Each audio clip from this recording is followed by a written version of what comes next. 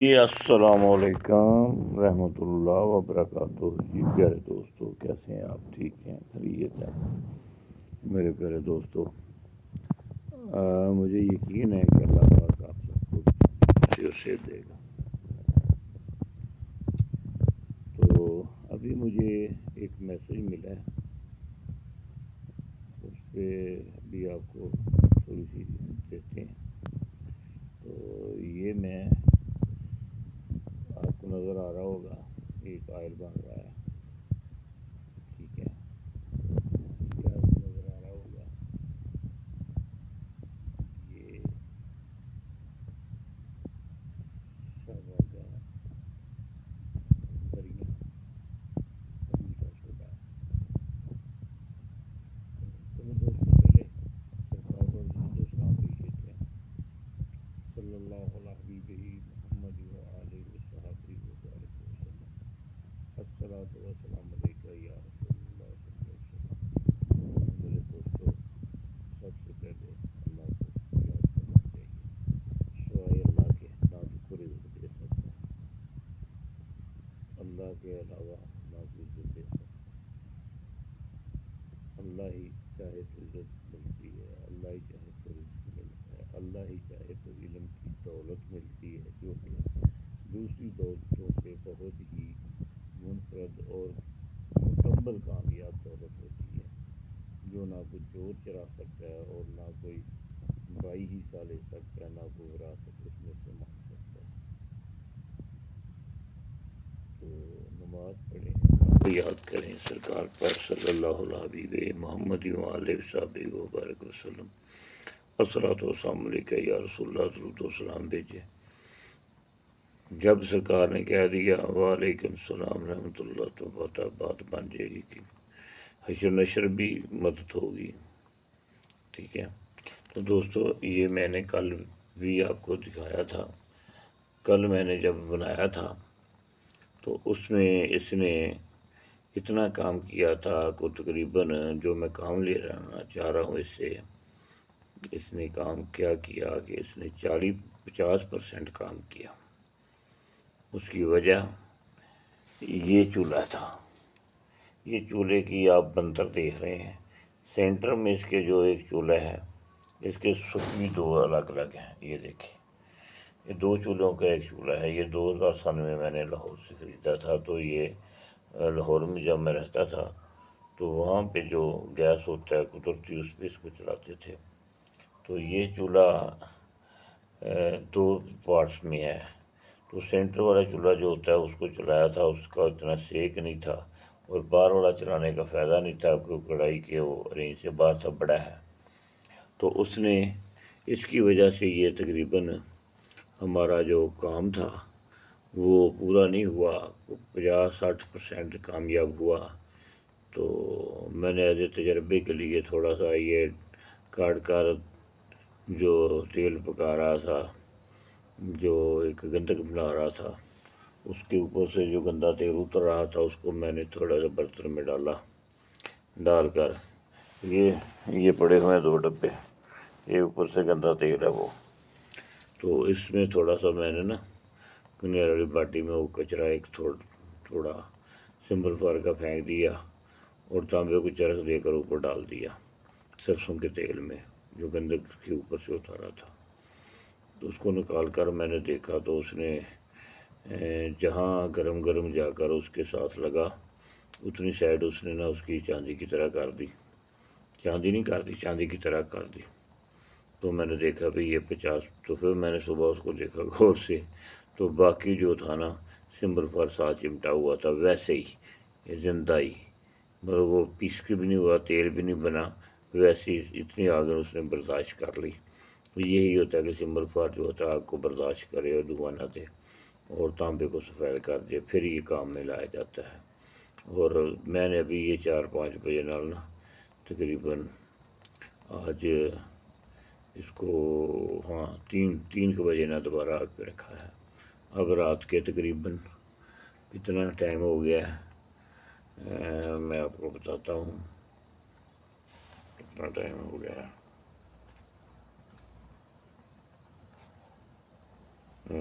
اب 11 بج رہے ہیں، 10:39 59 ہو گئے ہیں۔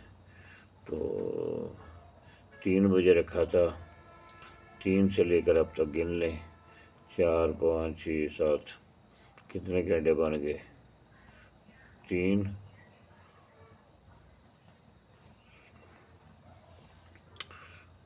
کوئی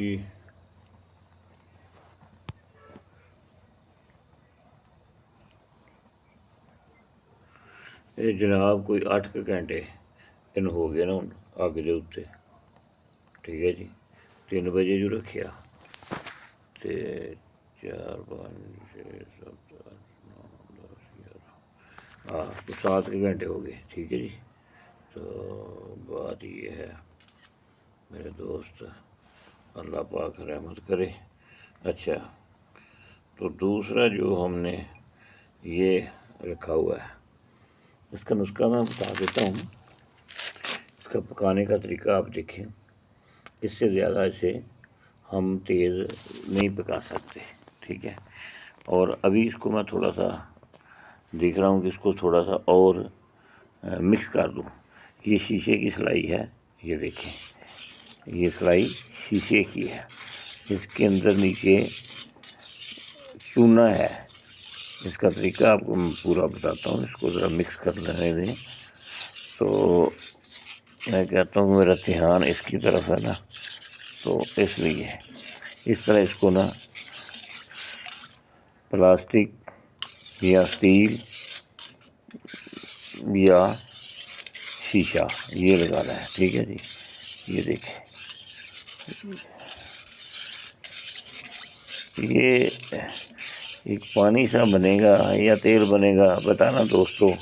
بڑے بڑے کاریگر بیچ میں بیٹھے ہیں جو کہتے ہیں جی آپ کا ان نسخوں میں سے کوئی بھی نہیں بننے والا، ایسے بھی بیٹھے ہیں، خدا کی طرف سے ان پر آئی ہوئی ہے۔ جھوٹ بولنے والے کو آپ کو پتہ ہی جو آتی ہے، تو جو کو کہتا ہے اس کی اپنی سوچ ہے جی، وہ جانے، اس کا کام جانے، اللہ جانے، ٹھیک ہے۔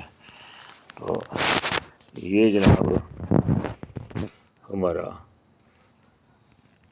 یہ والا جو برتن آپ کو نظر آ رہا ہے، یہ جو آپ کو تیل نظر آ رہا ہے اس کے اندر، ٹھیک ہے نا جی، وہ تو سمبل فرق کی بات ہوگی۔ اس کا فارمولہ یہ ہے، بنانا کسی نے نہیں، تو ذہن میں رکھنا ہے۔ اگر آپ کی سمجھ میں آئے کہ یہ جو بتا رہے ہیں اس کے آگے ہم کام لے لیں گے تو پھر اس کو چلنا بنانا ہے، ورنہ نہیں بنانا۔ تو کام آپ نے لینا ہے، سمجھ میں آئے تو بنانا ہے، اگر نہ سمجھ میں آئے تو بالکل نہیں بنانا۔ تو اس کا طریقہ کار یہ ہے جی کہ آپ نے 50 گرام ورکیہ لینی ہے، اس کو سرمے کی طرح بریک کر لینا ہے۔ 60 گرام گندک لینی ہے، اس کو بھی سرمے کی طرح بریک کر لینا ہے۔ تو 250 گرام ان بج چونا لینا ہے، اس کو بھی سرمے کی طرح بریک کر لینا ہے۔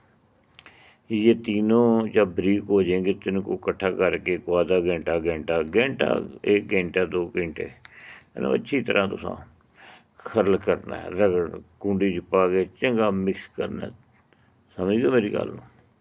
یہ نہ کرنا ہے کہ جز بجوز ہو جائے، ٹھیک ہے نا۔ جو جز بجوز ہو جائے گا تو کوئی ٹپ یہو جہا لینا ہے، یا کوئی کین کٹی کٹی ہوئی، جس طرح یہ کین پئی ہے سامنے تو نظر آ رہی ہوئے گی، یہ شاور دے تھلے پلاسٹک دی موٹی، یا کوئی برتن موٹا اچھی نہیں لینا، وہ پاؤڈر جہاں تو ہوں پا دینا ہے۔ پاؤڈر کنیاں چیزاں نے؟ 3 چیزاں نے، ورکیہ 50 گرام، گندک 60 گرام، چونا ان بجا 250 گرام، وکھ وکھ خرل کر کے تے کٹھا کرنا ہے، تو پھر انہوں کو گھنٹہ خرل کرنا ہے، جو انہوں نے یک جز جنگ کر دینا ہے، ایک جز ہو جان، یہ آپ وہ اس طرح پتہ لگے کہ کوئی چیز ہی ہے۔ پھر انہوں پلاسٹک دے برتن چ پا دینا، پا کے تو چنگا کھولدا ہویا 2 کلو پانی اتنے پاؤنا، جو تو پانی پاؤنا تو چنگا ابالا مارنا باہر اندر ਬਰਤਨ ਭਾਂਡਾ ਵੱਡਾ ਲਾਉਣਾ, ਠੀਕ ਹੈ। ਇਹਨੂੰ ਪਿਆ ਰਹਿਣ ਦੇਣਾ ਰਾਤ 12 ਘੰਟੇ ਦੇ ਮਸਤ ਹੈ, 14 ਵੀ ਹੋ ਜਾਣ 15 ਵੀ ਹੋ ਜਾਣ ਕੋਈ ਗੱਲ ਨਹੀਂ। ਮੈਂ ਕੱਲ੍ਹ ਸ਼ਾਮ ਨੂੰ ਰੱਖਿਆ ਸੀ, 9 ਵਜੇ ਕੀਤਾ ਸੀ ਅਤੇ 3 ਵਜੇ ਅਜੇ ਇਹ ਦੋਵੇਂ ਇਕੱਠੇ ਹੀ ਤਕਰੀਬਨ ਰੱਖੇ ਨੇ, ਠੀਕ ਹੈ ਨਾ।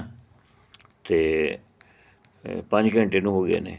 ਅੱਛਾ, ਇਹਦੀ ਪਕਾਈ ਇਹ ਹੀ ਹੈ, ਇਹ ਜਿਹੜੀ ਮੈਂ ਤੁਹਾਨੂੰ ਵਿਖਾਈ ਦਿੱਤੀ ਹੈ, ਸਮਝ ਦਿਓ ਵੀ ਇਹ ਉੱਡਦਾ ਰਹੇ ਅਤੇ ਥੱਲਿਓਂ ਇਹਨੂੰ ਨਾ ਪਤਾ ਲੱਗੇ ਵੀ ਅੱਗ ਹੈ।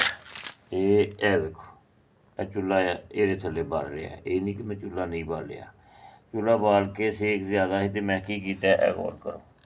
ਮੈਂ ਫਿਰ ਇਹਨੂੰ ਨਾ ਇੱਕ ਲੋਹੇ ਦਾ ਪੀਸ ਤਵਾ ਟਾਈਪ ਕੜਾਹੀ ਦਾ ਥੱਲੇ ਦਾ ਹਿੱਸਾ ਰੱਖ ਕੇ ਉਹਦੇ ਉੱਤੇ ਇਹਨੂੰ ਮੈਂ ਰੱਖਿਆ ਅਤੇ ਇਹ ਉੱਪਰ ਵਾਲੀ ਹਿਲਦੀ ਸੀ। ਫਿਰ ਇਹਦੇ ਮੈਂ 4 ਚੁਫੇਰੇ ਨਾ ਇਹ ਬਰਤਨ ਪਿਆ, ਇਹ ਨਜ਼ਰ ਆਉਣ ਡਿਆ ਹੋਵੇਗਾ ਤੁਹਾਨੂੰ, ਇਹ ਵਾਲਾ, ਠੀਕ ਹੈ। ਇਹ ਜਦੋਂ ਮੈਂ ਲਾਇਆ ਉਹ ਫਿਰ ਰੇਤ ਪਈ, ਇਹ ਇੱਥੋਂ ਮੈਂ ਰੇਤ ਭਰ ਗਿਆ 4 ਚੁਫੇਰੇ ਦੇ ਪਾਈ ਵੀ ਇਹਦੇ 4 ਚੁਫੇਰੇ ਆਸਰਾ ਕਰਦੇ ਹਾਂ ਕਿ ਇਹਨੂੰ ਆਪਣਾ ਹਿੱਲ ਨਾ ਜਾਏ, ਠੀਕ ਹੈ। ਇਹਨੇ ਇਹਨੂੰ ਸੇਕ ਦੇਣਾ। ਇਹ ਜਦੋਂ 300 ਗ੍ਰਾਮ ਰਹਿ ਜਾਏਗੀ ਨਾ ਅਤੇ ਫਿਰ ਇਹਦੀ ਤੁਸੀਂ ਮਸਲਨ ਕਿ ਇਹਦੇ ਵਿੱਚ ਤੁਸੀਂ ਵੇਖੋ ਕਿ ਹੁਣ ਪਾਣੀ ਜਿਹੜਾ ਨਾ ਸਾਡਾ 300 ਗ੍ਰਾਮ ਤੇਲ ਕਹਿ ਲਓ, ਪਾਣੀ ਕਹਿ ਲਓ, ਰਹਿ ਗਿਆ 300 ਗ੍ਰਾਮ। ਵਰਕੀਆ ਕਿੰਨੀ ਹੈ, 50 ਗ੍ਰਾਮ। ਗੰਦਕ ਕਿੰਨੀ ਹੈ, 60 ਗ੍ਰਾਮ। 110 ਗ੍ਰਾਮ ਇਹ ਹੋ ਗਿਆ।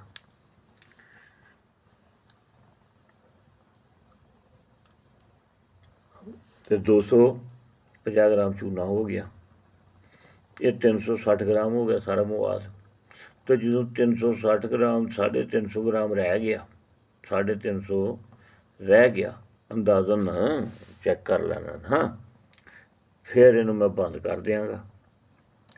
ਮੇਰੇ ਮਤਲਬ ਦਾ ਇਹੋ ਜਾਏਗਾ, ਇਹਨੂੰ ਵਰਕੀਆ ਦਾ ਤੇਲ ਕਹਿ ਲਓ, ਇਹਨੂੰ ਗੰਦਕ ਦਾ ਤੇਲ ਕਹਿ ਲਓ, ਇਹਨੂੰ ਚੂਨੇ ਦਾ ਤੇਲ ਕਹਿ ਲਓ, ਇਹਨੂੰ ਬੇਵਕੂਫੀ ਕਹਿ ਲਓ, ਨਾ ਕਹੋ, ਤੁਹਾਡੀ ਮਰਜ਼ੀ ਵਿੱਚ ਬੜੇ ਬੜੇ ਕਾਰੀਗਰ ਬੈਠੇ ਨੇ ਜਿਨ੍ਹਾਂ ਨੇ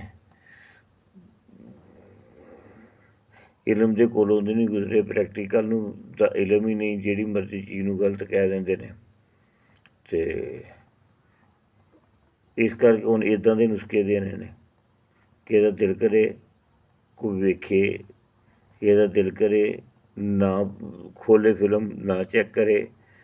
ਕੋਈ ਕਿਸੇ ਵਾਸਤੇ ਮੈਂ ਨਹੀਂ ਕਰਦਾ, ਕਿਉਂਕਿ ਮੈਂ ਜੋ ਅੱਲਾ ਕੇ ਰਜ਼ਾ ਵਾਸਤੇ ਕਰ ਰਿਹਾ, ਜਿਹੜਾ ਇਲਮ ਦੇ ਰਿਹਾ।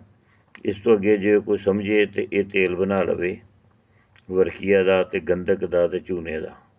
ਨਾ ਸਮਝ ਆਵੇ ਤਾਂ ਬਿਲਕੁਲ ਨਾ ਬਣਾਏ। ਸਿੰਬਲ ਫਾਰ ਦੀ ਸਮਝ ਆਵੇ ਅਤੇ ਬਣਾਏ, ਬਣਾ ਕੇ ਕੰਮ ਲਵੇ। ਨਹੀਂ ਸਮਝ ਆਉਂਦੀ ਤਾਂ ਬਿਲਕੁਲ ਨਾ ਕਰੇ। ਹੁਣ ਇੱਕ ਬੰਦੇ ਦਾ ਮੈਨੂੰ ਮੈਸੇਜ ਆਇਆ ਕਿ ਬਾਬਾ ਜੀ ਤੁਸੀਂ ਇੱਕ ਨੁਸਖਾ ਦਿੱਤਾ ਸੀ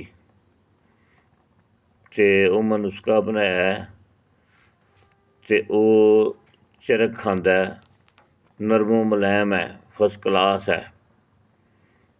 ਅਤੇ ਜਦੋਂ ਮੈਂ ਉਹਨੂੰ ਤਾਂਬੇ ਨੂੰ ਉਹ ਜਾ ਕੇ ਉਹਨੂੰ ਤੇਜ਼ਾਬ ਕਰਨਾ ਅਤੇ ਚਾਂਦੀ ਜਿਹੜੀ ਤਾਂਬੇ 'ਤੇ ਬਹਿ ਜਾਂਦੀ ਹੈ ਅਤੇ ਪਾਰਾ ਵਿੱਚ ਹੱਲ ਹੋ ਜਾਂਦਾ, ਉਹ ਨਹੀਂ ਬਹਿੰਦਾ। ਨੁਸਖਾ ਵਿੱਚ ਹੀ ਮੈਂ ਬੋਲ ਜਾਂਦਾ, ਤਕਰੀਬਨ ਬੋਲਣਾ ਕੀ ਹੈ, ਮੈਂ ਉਹਦੀ ਵਾਇਸ ਕੱਢਣਾ, ਉਹ ਤੁਹਾਨੂੰ ਸੁਣਾ ਦਿੰਦਾ ਜੇ ਮੈਨੂੰ ਲੱਭ ਗਈ ਤਾਂ। ਪਰ ਉਹ ਤਾਂ ਇਸੇ ਫੋਨ ਦੇ ਵਿੱਚ ਉਹ ਕਿੱਥੋਂ ਕਿਹੜੇ ਦੂਜੇ ਫੋਨ 'ਚ ਹੈ। ਉਹ ਨੁਸਖਾ ਇਸ ਤਰ੍ਹਾਂ ਜੀ ਵੀ 3 ਤੋਲੇ ਚਾਂਦੀ ਅਤੇ 5 ਤੋਲੇ ਭਾਰਾ ਅਤੇ 100 ਗ੍ਰਾਮ ਸੁਹਾਗਾ ਅਤੇ 60 ਗ੍ਰਾਮ ਲੈ ਲੈਣਾ ਫਾਸਫੋਰਸ ਐਸਿਡ। ਉਹਨੂੰ ਉਹਦੇ ਵਿੱਚ ਖਰਲ ਕਰ ਦੇਣਾ।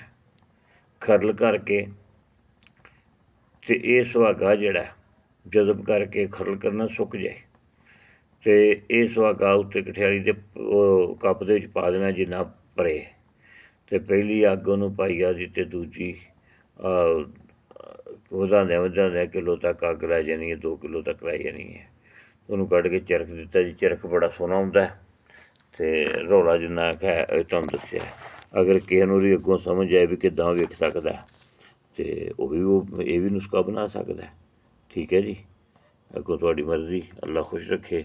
ਨਮਾਜ਼ ਪੜ੍ਹਿਆ ਕਰੋ, ਅੱਲਾ ਨੂੰ ਯਾਦ ਕਰਿਆ ਕਰੋ, ਦਰੂਦੋ ਸਲਾਮ ਸਰਕਾਰ 'ਤੇ 24 ਘੰਟੇ ਕੋਸ਼ਿਸ਼ ਕਰਿਆ ਕਰੋ। ਕੰਮ ਕਰਦੇ ਵੀ ਇੱਧਰ ਉੱਧਰ ਵੀ ਪੜ੍ਹਿਆ ਜਾਏ। ਸੱਲੱਲਾਹੁ ਅਲਾ ਹਬੀਬਿhi ਮੁਹੰਮਦ व आलिहि वसहबिहि वबारक वसल्लम। अस्सलातु वस्सलामु अलैका या रसूलल्लाह। ਜੀ ਦੋਸਤੋ, ਖੁਸ਼ ਰਹੋ, ਆਬਾਦ ਰਹੋ, ਕਾਮਯਾਬੀਆਂ ਮੇਰਾ ਮਾਲਕ ਦੇਵੇ। ਠੀਕ ਹੈ ਜੀ, ਇਸ ਤੋਂ ਜ਼ਿਆਦਾ ਅੱਗ ਇਹਨੂੰ ਨਹੀਂ ਦੇਣੀ। ਠੀਕ ਹੈ, ਆਹ ਤਾਂ ਨਵਾਂ ਨਜ਼ਰ ਆਉਣ ਡਿਆ ਹੋਣਾ ਕਿ ਹੁਣ ਹਰ ਚੀਜ਼ ਤੇਲ ਹੋਈ ਹੈ ਅਤੇ ਇੱਦਾਂ ਹੀ ਇਹਨੂੰ ਤੇਲ ਬਣਾਉਣਾ, ਇੰਨੀ ਅੱਗ 'ਤੇ ਜ਼ਿਆਦਾ ਨਹੀਂ। ਇਹ ਪਤਾ ਨਹੀਂ ਕਿੰਨਾ ਟਾਈਮ ਲੱਗਣਾ। ਇਹ ਤੁਰਿਆ ਰਹਿਣਾ ਹੁੰਦਾ ਮੈਂ ਤੇ ਸਲਾਮ ਅਲੈਕੁਮ, ਕਦੀ ਗੈਸ ਮੁੱਕ ਗਿਆ ਬੰਦ ਕਰਤਾ, ਫਿਰ ਸ਼ੁਰੂ ਹੋ ਪਿਆ। ਅਜੇ ਇਹ ਨਹੀਂ ਪਤਾ ਰਾਤ ਨੂੰ ਕਿੰਨੇ ਵਜੇ ਮੈਨੂੰ ਉੱਠਣਾ ਪੈਣਾ ਅਤੇ ਕਿੰਨੇ ਵਜੇ ਆਉਣਾ ਪੈਣਾ। ਠੀਕ ਹੋ ਗਿਆ ਜੀ, ਸਲਾਮ ਅਲੈਕੁਮ।